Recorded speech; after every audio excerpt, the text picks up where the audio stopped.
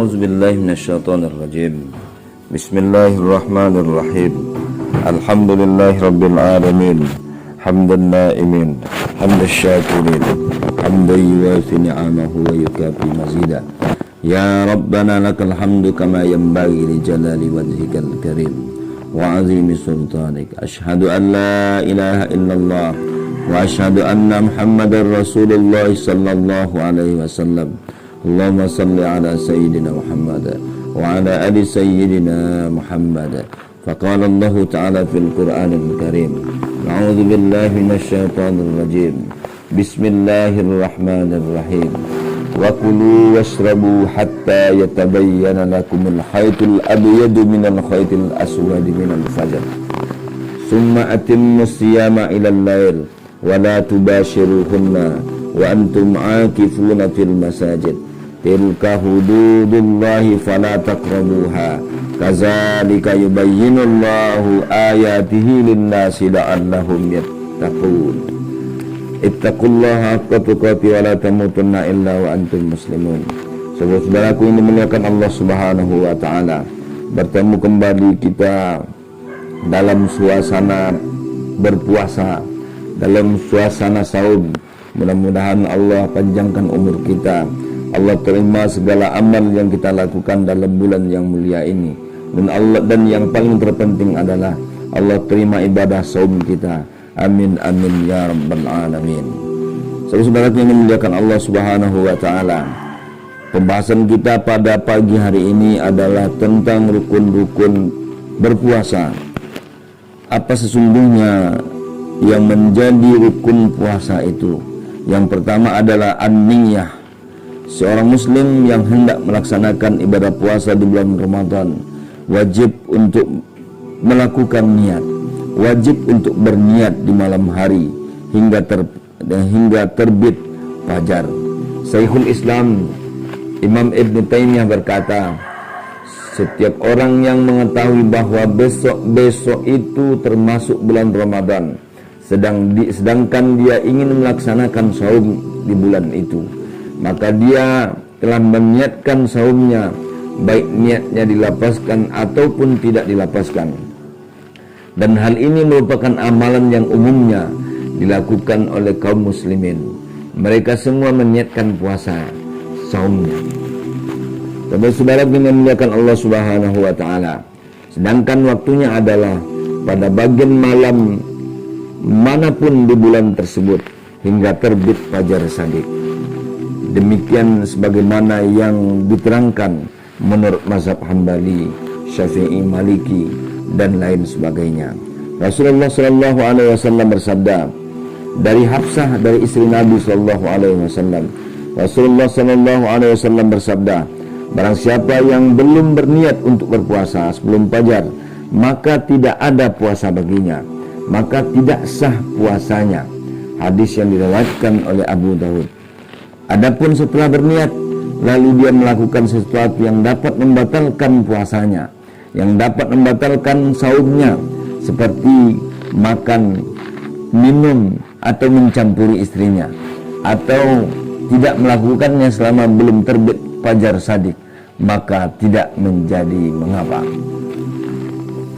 Rukun yang kedua adalah apa yang kita sebut dengan imsak, menahan diri, mulai menahan dari hal-hal yang membatalkan puasa, dari hal-hal yang membatalkan saum, mulai dari terbit fajar. Yang kedua, sampai terbenamnya matahari. Apa kata Allah dalam Al-Quran? Makan dan minumlah hingga jelas bagimu perbedaan antara benang putih dan benang merah, benang putih dan benang hitam, yaitu fajar. Kemudian sempurnakanlah puasa itu sampai datangnya malam.